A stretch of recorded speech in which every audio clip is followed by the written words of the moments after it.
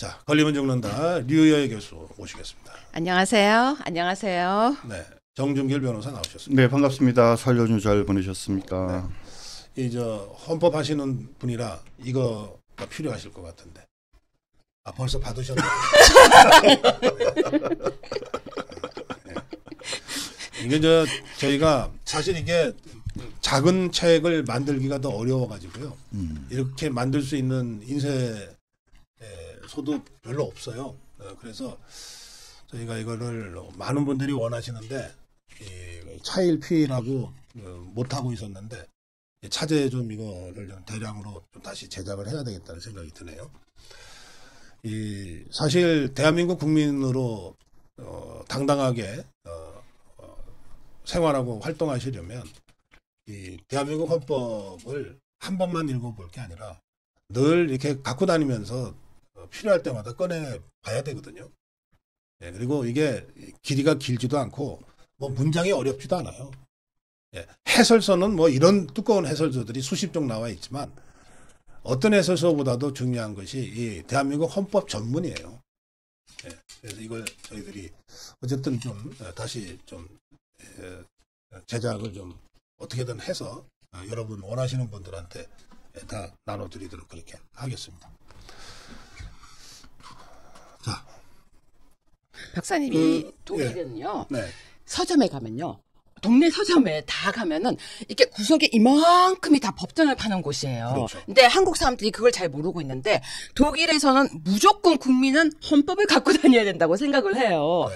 그런데 이제 핸드폰이 생기면서 핸드폰에 어플이 깔렸잖아요. 예. 근데 어른들이 독일 할머니들이 뭐라고 하시냐면 핸드폰에 있는 거 찾아보는 것보다 집에다가 헌법을 딱 꽂아놓고 그걸 봐야 그렇지, 된다. 그렇지. 예. 그러면서 헌법을 모르는데 어떻게 독일 국민이냐 그렇게 얘기를 해요. 그래서 독일은 헌법이라는 이름이 그룬투자츠 기본법이라고 얘기를 합니다. 그러면서 하는 얘기가 뭐라고 하냐면 법을 사랑하는 가장 기본적인 마음은 헌법에서 시작된다. 왜냐? 어떻게 사람이 살아야 되는지 어떻게 독일 국민으로 살아야 되는지 그 책에 있다 그랬는데요. 이번 계기에 많은 사람들이 헌법에 관심을 갖게 된 거는 되게 좀 좋은 증상이라고 저는 근데 보여져요. 정정일 변호사님, 네네. 사시 공부하는 사람들은 실제로 헌법 잘 공부 안 하죠. 헌법 공부하죠. 공부해요? 그 시험 과목에 있어요? 아이고. 이제 요즘에 좀 예전이랑 이제 좀 네. 달라져 가지고 필수 과목 이제 이런 개념들이 없어졌는데 네. 저희 때는 헌법, 네. 행정법, 그다음에 민법, 민법, 형법. 민사소송법, 형법, 형사소송법 이렇게 해가지고 지금은 헌법이 헌법 시험 안 봐도 되죠. 네 그러니까는 네. 그런 과목이 없죠 따로. 아니 그러니까 헌법 책 제대로 안 읽은 변호사들이 많다니까 요즘. 공법 그래갖고 막 여러 법률 중에 이렇게 섞여가지고 하지 뭐 따로 헌법을 별도의 어떤 과목으로 이렇게 필수적으로 치지는 않는 걸로 알고 있습니다. 이게 저희가 농담하는 게 하나가 있어요. 그러니까 제일 개정이 많이 되는 게 노동법이에요. 정말 노동법은 금방금방 개정이 돼서요. 교과서를 사고 돌아서면 새로 사야 돼요. 그런데 헌법은요, 책 한 번 사면은 물려줘도 돼요. 그런 농담을 했었어요, 저희가. 그 그렇지. 정도로 헌법은 한 번 사놓고 새로 바꾸지 않아도 되고 또 계속해서 헌법책이 원래 두껍거든요. 이만큼 두꺼운데 교과서가 이렇게 두꺼운데 100원 오면 높이가 딱 좋아요. 베개 높이가 딱 되네. 딱 돼요. 그래서 저희가 농담으로 뭐라고 했냐면 헌법 공부 되게 어려우니까 베고 자면은 헌법책이 머릿속에 들어오면 되게 좋겠다. 그 정도로 어려운 과목이 헌법이었어요. 사실 헌법 과목이 그러니까 이렇게 책이 별로 안 두꺼웠습니다. 점점 두꺼워진 거죠. 한 700페이지 정도, 800페이지 정도 되는 책이었고 큰 변화가 없었거든요. 근데 사실 언제부터 이게 헌법책이 두꺼워지기 이만해요. 시작했냐면 1987년도의 개헌을 대한민국 국민들은 다 이제 직선제 개헌으로만 생각을 하시지 않습니까? 그게 네. 제일 중요하다고 생각하시는데 실제로 헌법재판소가 만들어졌어요. 그러면서 그때부터 수많은 헌법재판소의 판례들이 쏟아지기 시작을 합니다. 네. 그러니까 이게 예전에는 헌법책이 이제 그냥 한 해 그 이론서만 공부를 하면 되니까 책이 안 두꺼워지는데 판례가 쌓이니까 판례 1년치 판례만큼 공부량이 늘어나는 겁니다. 책이 계속 네, 두꺼워지는 그래서 거예요. 실제로 지금 다른 헌법, 여기. 다른 교과서보다 헌법이 제일 많이 두꺼워졌습니다. 헌법이 좀 있으면 바뀔 거니까 사지 마시래. 헌재가 사라질 거기 때문에. 그 얘기 모르세요? 사람들이 댓글을 다는데요. 네. 이러다가 곧 헌재가 사라지니까 헌재 판결이 싹 다 없어질 겁니다. 요즘 그게 좀 늘고 있어요. 이런 네. 식으로 하면 헌재 없애야지. 없어져야죠. 네. 예. 자, 윤석열 대통령의 영남권 지지율을 저희가 조사해서 어제 발표했습니다. 영남권 지지율, 전국 조사가 아니고 영남권 조사인데, 영남권 지지율이, 대통령 지지율이 64% 나왔고, 탄핵 반대 여론이 60%가 나왔습니다. 어떻게 보셨어요? 지금 지난번 조사와의 어떤 지지도 추이를 비교해 보면 네. 대통령에 대한 지지도 강화되고 탄핵 반대는 줄어들고 국민의힘에 대한 반대가 늘어났죠. 탄핵 반대. 반대는 늘어났고 예. 그러니까 찬성이 줄어들고 네. 정당 지지도도 국민의힘은 늘어나고 더불어민주당은 줄어들고 네. 뭐 여러 가지 면에 있어서 긍정적인 흐름을 보이고 있는 것 같습니다. 다만 이제 제가 보면서 조금 우려하는 바는 뭐냐면 대통령에 대한 지지도가 64%인데 대통령 탄핵을 반대하는 사람이 60%밖에 안 되네요. 결국은 뭐 4% 정도면 뭐 유의미한 차이는 아니지만 지난번에도 그렇고 이번에도 그렇고 대통령을 지지한다라고 하면서도 탄핵 반대가 지지도만큼 못한 것은 무엇일까? 이 부분에 좀 관심을 가지고 분석이 필요한 것 이게 같습니다. 오차범위 아니기 때문에 그걸로 분석하기는 좀 어렵다는 말씀도 하셨는데 네. 또 댓글에 이런 글 올리신 분도 계세요. 탄핵이라는 단어가 우리가 잘 안 쓰는 단어라 갖고서 이게 무슨 뜻인지 잘 모르는데요. 어르신들. 네. 네. 그러니까 탄핵을 잘 모르는데 반대냐 찬성이냐 물으면 헷갈린다는 거예요. 맞아요. 그래서 답을 안 하는 경우들이 있다는 거예요. 잘 모르겠다가 둘에서 넷으로 늘었네요. 그러니까요. 예. 예. 그런 부분들이 좀 있을 수 있습니다. 네, 저는 이 조사를 보면서요. 사실은 여러 가지 바로미터가 있는데 영남권 지지율은 우리에게 바로미터로 보여줄 수 있습니다. 대통령의 지지율이 떨어지기 시작할 때는 영남권 지지율이 사실 더 먼저 떨어져요. 왜냐하면 나 믿었던 사람인데 배신감을 느낀다 이러면서 영남권에서 지지율이 떨어지는데 다시 영남권 지지율이 올라간다는 것은 상당히 의미가 있다고 보이고요. 또 하나 눈여겨볼 게 있습니다. 어쩜 영남권에서 더불어민주당에 지지하는 사람이 그래도 23%, 22% 이렇게 생각보다 많을까 하는 게 너무 충격적이고요. 더 놀라운 거는 진보당의 1%가 있어요. 아무리 의미가 없다고 해도 세상에 찍을 데가 없어 진보당의 1%를 찍는가 하는 게 저는 참 이게 호남에서 조사하면 이런 게 안 나오거든요. 우리 쪽에 이만큼 지지율이 안 나오는데 참 그래도 움직이지 않는 사람들이 있구나 생각인데요. 불구속 수사해야 된다가 64%라는 걸 이게 좀 눈여겨봐야 된다고 생각합니다. 이렇게 민심을 많이 봐야 하는 것인데 민심에서는 불구속 수사에 대해서 많은 사람들이 불구속 수사를 해야 된다는 입장을 가지고 있다는 것도 봐줘야 된다고 보고요. 국민의힘 후보를 뽑겠다는 사람이 60%인데 이게 또 의미가 있어요. 대통령은 64%인데 국민의힘 후보는 60%. 그럼 대통령이 더 인기가 많네요. 당연하죠. 네. 이 영남권이라고 해서 민노총이 없는 게 아니거든요. 그러니까요. 예, 울산에서는 늘 울산중공업, 현대중공업 쪽에 워낙 민노총 금속노조가 강성이잖아요. 네. 일단 이제 또는 구미만 하더라도 구미공단에 네. 젊은 노동자들이 전국 각지에서 오거든요. 이제 그런 지역적 특성들이 좀 있어서 네. 거기도 뭐 진보당 지지라든지 또는 민주당 지지가 꽤 많이 나올 수 있습니다. 네, 총선이나 대선에서 보면은 항상 대구, 경북, 영남 지역도 한 22%, 25% 사이에 지지율이 나왔던 것으로 알고 있습니다. 그런 면에서는 현재 윤석열 대통령 사실 계엄과 탄핵 이후에 한번 여론이 출렁거리면서 영남 지역들도 좀 흔들리지 않았나라고 걱정하시는 분들이 많았는데 현재 한 달여가 지난 현재의 상황에서 보면 결국은 탄핵 이전, 계엄 이전의 어떤 상황으로 돌아갔다. 정상화됐다. 더 단단해지고 있어요. 네네. 그러니까 3년 전에 윤석열 대통령 대선 때 네. PK 지역 있잖아요. 네. 부산, 경남, 울산 지역에서 윤석열 대통령이 얻은 득표가 60%가 안 돼요. 네. 그러니까 그 당시 50%대예요. 예. 그러니까 그런 걸 감안하면 지금 영남권의 64는 3년 전 대선보다도 더 결석이 더 많이 됐다. 그렇게 보시면 돼요. 그러니까 계엄 전후를 비교하는 거는 뭐 더 말할 것도 없고 3년 전에 대통령이 48% 얻어서 대통령 당선될 때보다도 더 결속이 더 많이 되고 있다. 예, 일단 여론조사는 이제 그렇게 볼 수 있을 겁니다. 네. 자, 윤석열 대통령의 이른바 그 내란죄 형사 사건이 있잖아요. 네네. 이거를 검찰이 어쨌든 기소를 했어요. 네. 어떻게 그 직접 조사를 한 번도 안 하고 기소가 가능한지도 잘 모르겠는데 기소를 해놓으니까 어쨌든 사건 배당을 하게 되고 그래서 서울중앙지법 형사 25부에 그 사건을 배당했다는 건데 그 뭐 무슨 판사가 재판장이라고 지귀현입니다. 예, 네. 그래요. 그 어떻게 보셨습니까?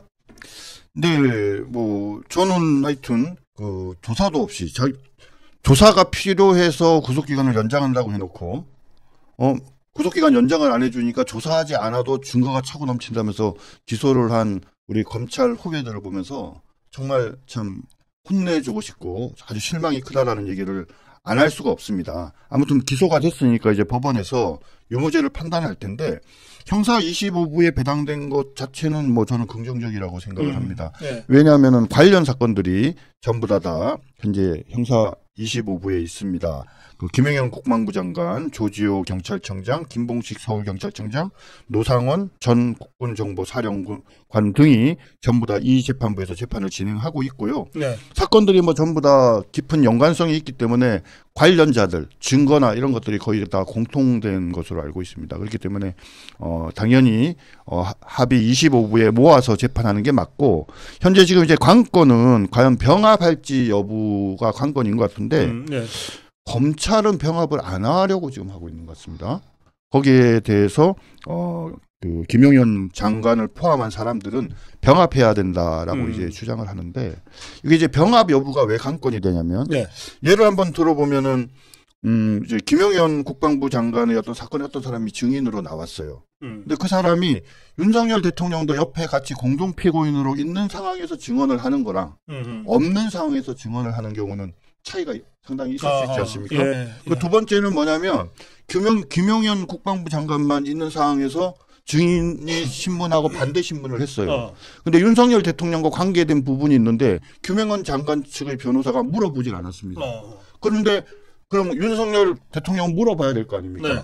그러니까 이 사람을 다시 또 나 증인으로 신청해서 그걸 물어보겠다고 하면 이미 다른 재판에서 관련 사건에서 증인으로 증언했으니까 뭘 또 부릅니까? 이런 식으로 하면서 사실상 반대 신문권을 침해당할 가능성이 있습니다. 네. 그렇기 때문에 더더욱 병합해서 재판을 진행하는 것이 제가 보기엔 윤석열 대통령에게도 그렇고 다른 관련자들에게도 그렇군요. 이 사건의 실체적 진상을 규명하고 무죄를 선고받는 데 훨씬 도움이 될 거라고 생각합니다. 지금 대통령은 아니 이게 어떻게 내란이야? 어? 그런 입장이고 그 입장을 당당하게 헌재 변론을 통해서 지금 개진하고 있잖아요. 네. 그러니까 이른바 형사사건 진행에서도 당당하게 그런 주장을 할 건데 네. 그에 반하는 그 일부 주장들이 그 막 어수선한 상황에서 저 정복주사파들이 막 마이크 갖다 대면서 해놨던 진술들이 있잖아요. 네, 맞습니다. 이런 것들이 하나하나 이제 그 배척이 돼야 되는데 네. 그렇게 하려 그러면 병합해서 같은 법정에서 얼굴 서로 마주 보고서 얘기를 해야 된다. 네, 그런 말씀이시군요. 네, 네. 박사님 이걸 딱 한마디로 표현할 수 있는 문장이 있습니다. 예. 이렇게 표현합니다. 너희들 이거 감당할 수 있겠나? 이거예요.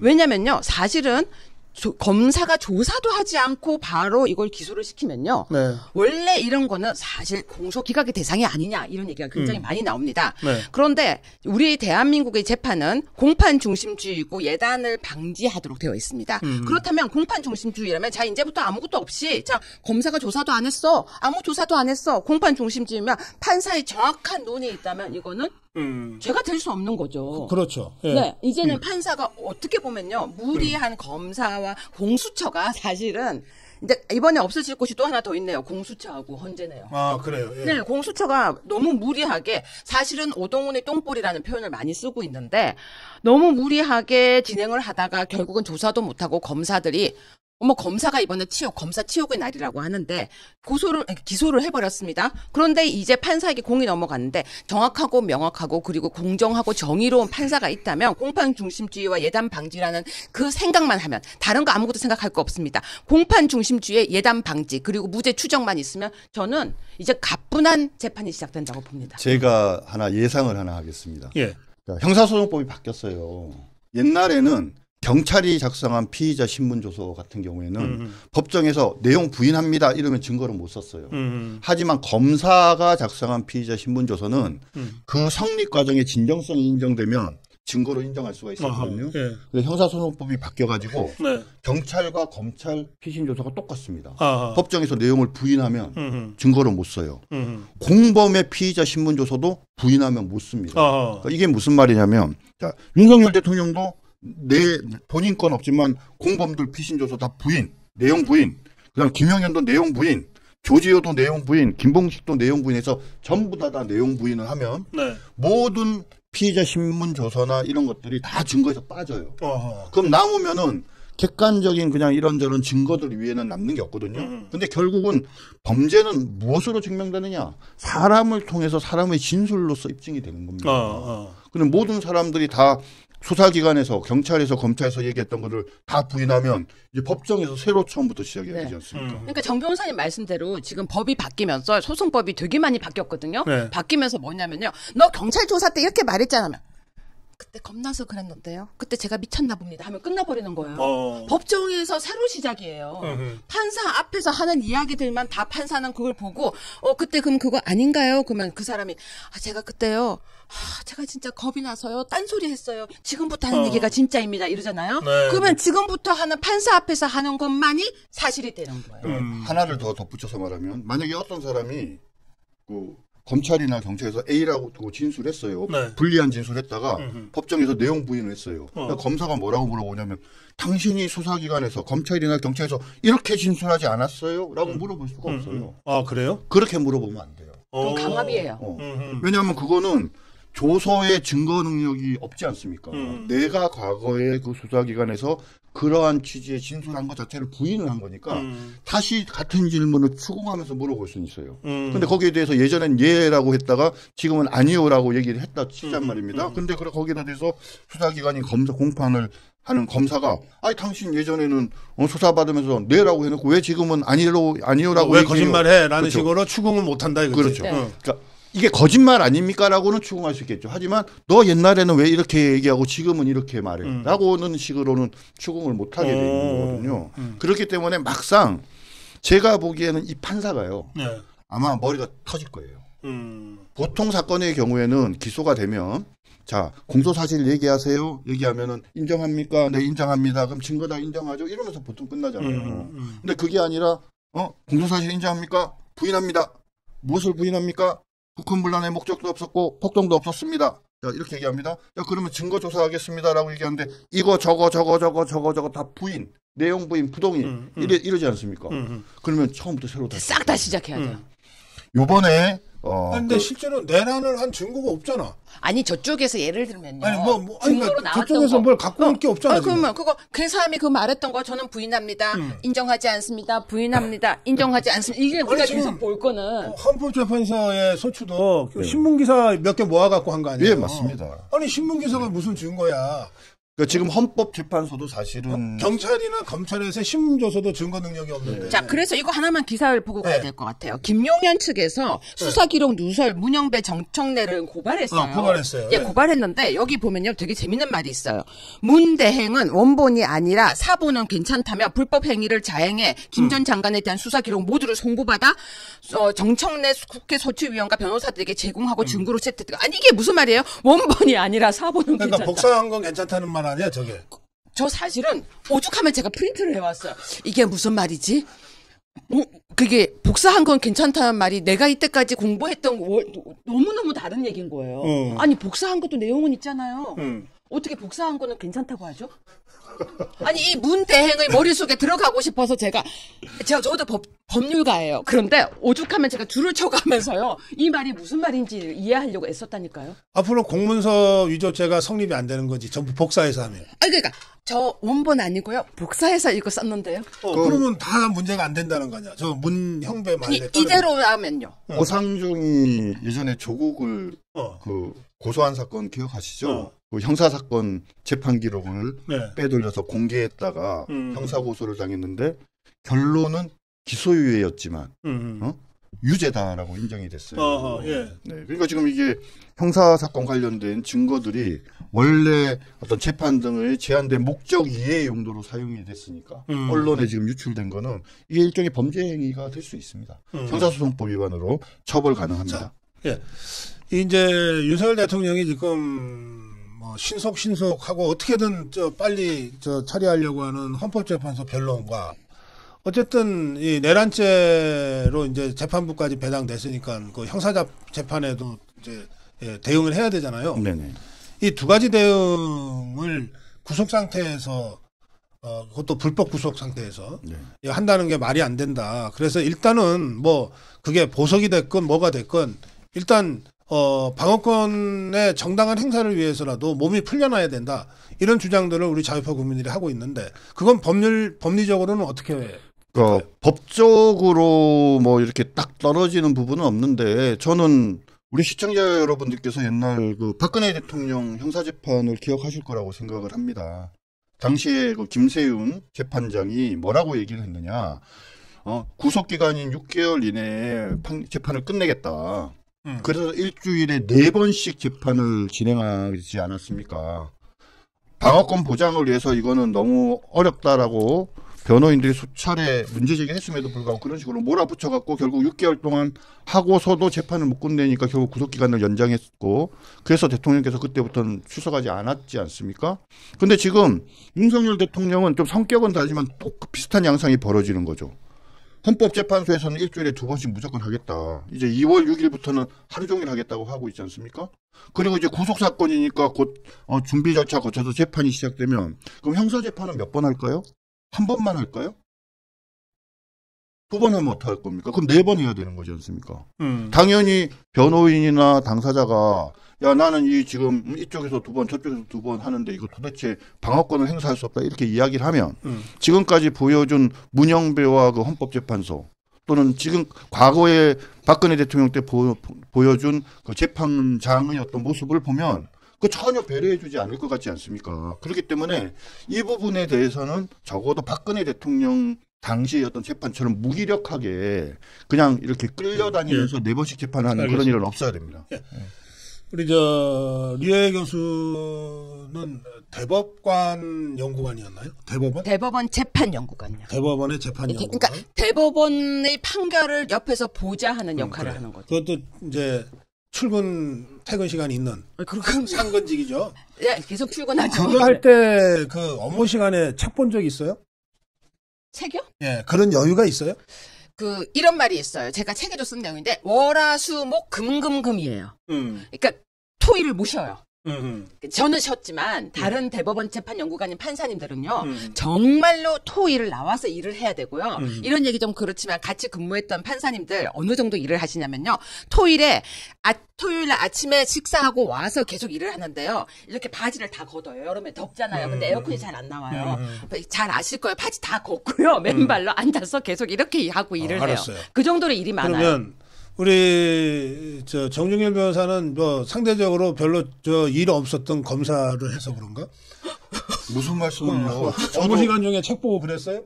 아유 무슨 말씀을요? 저는 검찰 또 연구관이었지 않습니까? 헌법재판연구관이지만 헌법이 아니고 대법원. 대법원 재판연구관이면 저는 대검찰청의 검찰연구관이었어요. 그것도 하셨어요? 대검 중수부에 있을 때 대검 연구관으로 있었는데 저희가 예전에 이런 얘기를 한 적이 있어요. 심야 조사가 금지된 적이 있습니다. 응? 또 일이 있어가지고 앞으로 심야 조사를 하지 마라 이렇게 했는데 그 당시에는 피의자의 인권을 보호하기 위해서 심야 조사를 하지 말라는 거였지 않습니까? 근데 막상 시간을 지나고 나니까 누구의 권리가 가장 보장됐냐? 검사들의 권리야.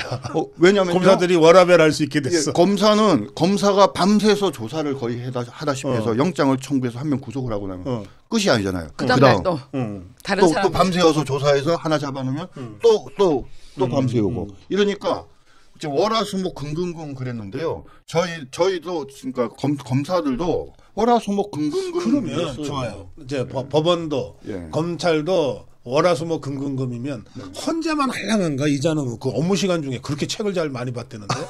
근데 사실은 제가 진짜 궁금한 게 있는데요. 헌재는 일이 없어요? 이거는 정말로 유여할 생각입니다. 아니 헌재에 판결 되게 많거든요. 일도 되게 많이 밀렸는데요. 헌재 판결 되게 느려요. 제가 진짜 이거는 꼭 얘기하고 싶은 거 있는데요. 저희 의뢰인을 진짜 중요한 구하고 싶은 의뢰인을 사건을 저희가 했는데요.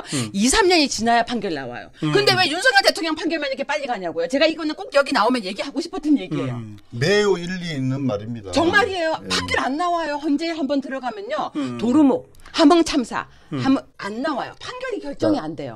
180일 이내에 판결을 선고해야 된다는 규정이 있으니까 빨리 해주세요라고 얘기하면 뭐라고 하는 줄 아십니까? 그거 훈시 규정이야. 네, 사건 되게 많아요. 이렇게 얘기해요. 사건 많아. 순서대로 하고 있어. 그렇기 때문에 180 이내에 끝내는 사건이 없어요.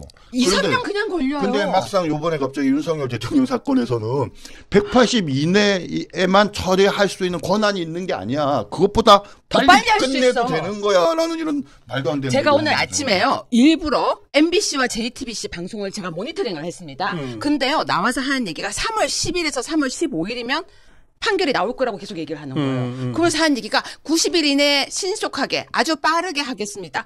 옛날에 노무현도 그랬고요. 옛날에 박근혜도 그랬고요. 이번에도 당연히 윤석열도 그럽니다. 이렇게 다 똑같이 앵무새처럼 이야기를 하는 여기 거예요. 댓글창에 정답이 올라왔어. 뭐라고요? 책 읽느라고 독후감 쓰느라고 바빠서 헌재 재판이 2년씩 3년씩 걸렸대. 정답이네요. 정말 판결이 느려서요. 저희는 애가 타는 거예요. 빨리 판결 받고 싶은데. 그런데 희한하게 이런 재판만 빨리 해요. 알겠습니다. 자, 이 헌법재판소의 재판관들, 특히 지금 논란이 되고 있는 4명의 재판관들을 우리 국민들은 정말 인정할 수가 없는데, 이런 자들한테 나라의 운명이 걸린 대통령 탄핵 심판을 맡기고 있다. 그리고 우리 국민은 그냥 지켜만 볼 수밖에 없다. 이건 말이 안 되는 거 아니에요? 맞습니다. 그러니까 사실 요즘에 그 지금 4명 그리고 이제 40여까지 포함한 이 5명은 보면서 너무 놀라운 게요. 그러니까 예전에는 속으로는 그래도 안 그런 척이라도 했어요. 그러니까 뭐냐면 내가 속마음으로 누구의 편을 들고 있지만 겉으로는 공정한 척이라도 했거든요.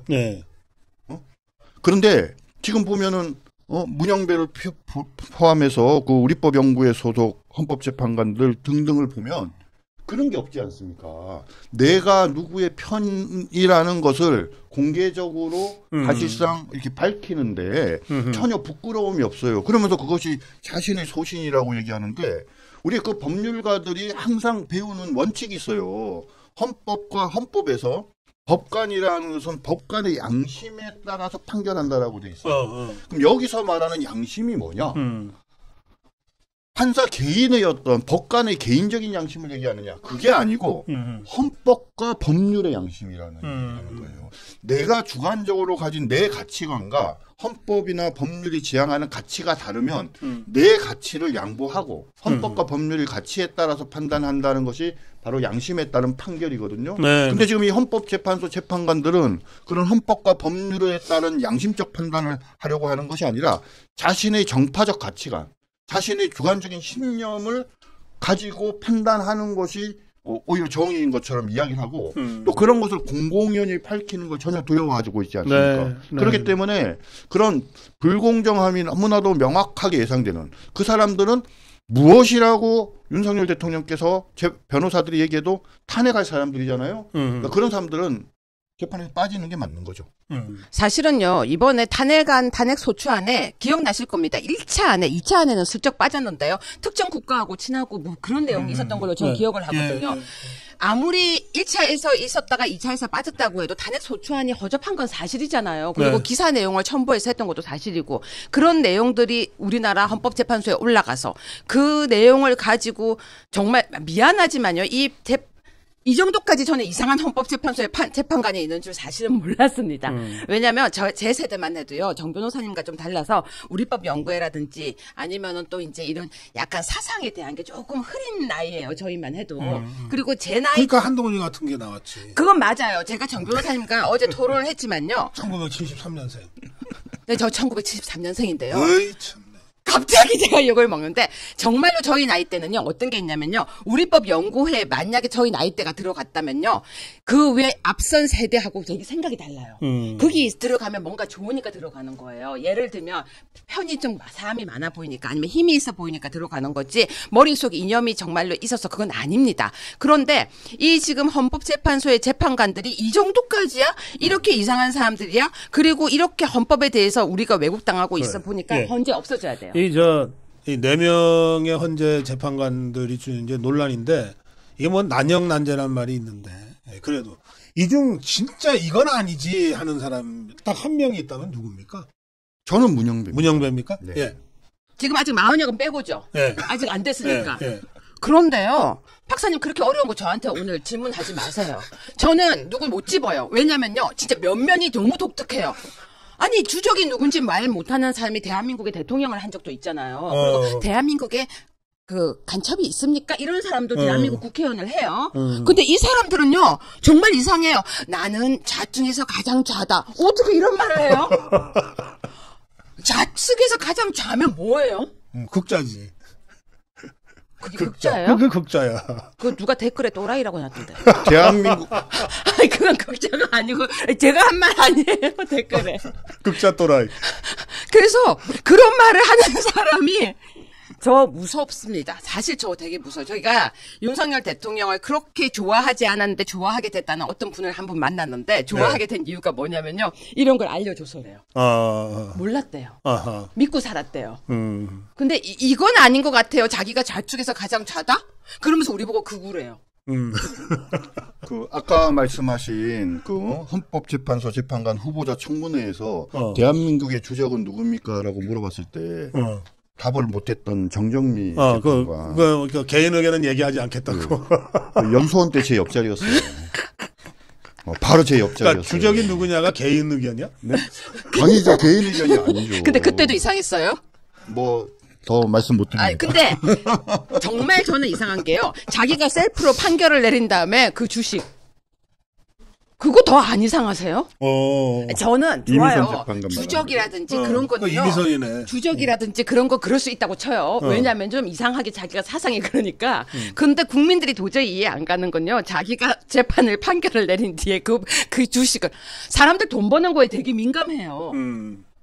판사가 이렇게 하면 안 되죠. 이건 양심이 없는 거죠. 이거는 정말 양심이 없고요. 그리고 지금 여기에 하려고 하는 마은혁이라고 하는 이분은요. 정말 임명되면 안 될 것 같아요. 이분은 거의 화수분이에요. 파도 계속 제보가 들어오더라고요. 네. 그러니까 박사님 저보고 누가 제일 이상하냐고. 알겠어요. 방금 제가 잘못 질문했습니다. 네. 이미선 네. 재산이 2.9억이었다가 42억으로 증가했다고 하는데요. 그 남편이 제 대학 시절 이제 서클 후배인 오충진 변호사입니다. 그러니까 이게 뭐냐면 제가 이 말씀을 왜 드리냐면 사람들이 다 아는 사람들이에요. 우리 저 정계선 그 헌법재판관은 우리 서울법대에 당시에 동맥이라는 노래패가 있었는데 그 노래패에서 그 우리 황필규 변호사를 만나가지고 그래서 또 결혼을 했습니다. 그래서 또 나름대로 이런 저런 그 얘인데 황필규 변호사랑 오충진 변호사가 또 대학 동기예요. 둘이 친해요. 기타 등등 제가 이런 말씀을 드리는 게 결국은 정정미, 정계선, 이미선, 문영배 이 네 사람은 단순하게 그냥 우리법 연구회다라는 그 렛데르만 통하는 게 아니고 우연히 그렇게 모인 게 그렇죠. 아니고 남편 관계된 사람들이 전부 다 이렇게 짬짬이로 연결이 돼서 하나의 목표. 그러니까 무조건 빨리 최고의 속도로 무조건 윤석열 대통령을 탄핵한다. 윤석열 대통령을 탄핵하는 이유는 뭐냐? 계엄을 선포했기 때문이다. 그죠? 이런 쪽으로 지금 몰고 가는 이 사람들은 작정을 하고 알겠습니다. 작정. 예, 시간이 다 돼서 이제 마무리 한 말씀씩 총회 듣게 됐습니다. 자, 정정윤 변호사. 그 헌법재판은 헌법재판대로 또 형사재판은 형사재판대로 진행이 되는 것 같습니다. 저는 개인적으로는 형사재판에서는 우리 윤석열 대통령께서 헌법 소원을 꼭 제기하셨으면 좋겠습니다. 현재 그 헌법재판관 자격이 없는 2사람 그리고 40여까지 들어오면 헌법재판관 자격이 없는 3사람이 윤석열 대통령에 대한 탄핵 재판을 진행하는 것 이것은 매우 지금 적절하지 자격은 않습니다. 절차적 정당성이 결여됐기 때문에 아예 전천적으로 자격이 없다. 그렇죠. 이런 판사, 취지의 말씀이세요? 헌법재판관이 재판관의 자격이 없는 사람한테 받은 재판이 그게 효력이 있겠습니까? 그러니까. 네. 그리고 그 다음에 구속 사건에 있어서는 지금 대통령을 석방하는 방법이 구속 취소와 보석과 그 다음에 구속 집행정지라는 3가지 방법이 있는데 뭐 나중에 좀 자세히 설명을 드리겠습니다만은 우리 국민들이 시청자 여러분들이 다 함께 참여해서 윤석열 대통령을 반드시 석방해 달라고 요구하는 예. 구속집행정지 신청에 우리 시청자 여러분들께서 이렇게 함께 동참해 주셨으면 좋겠습니다. 네, 문영배 재판관은요, SNS라든지 글을 썼던 걸 싹 다 지웠다는 말도 있고, 또 마파를 취소했다는 말도 있는데요. 이런 걸 보고 증거인멸이라고 우리가 그 전문 용어로 이야기를 합니다. 재판관들은 증거인멸을 제일 싫어한다고 저는 생각하는데, 스스로가 이렇게 증거인멸을 한다면, 저는 헌법재판소 재판관의 자격이 없다고 생각합니다. 자격이 없는 재판관들이 하는 재판이 대한민국의 대통령을 탄핵시킬 수 있다? 저는 아니라고 생각합니다. 저도 대한민국 국민입니다. 리오의 교수 정준결 변호사와 함께 인사드리겠습니다. 여러분 고맙습니다.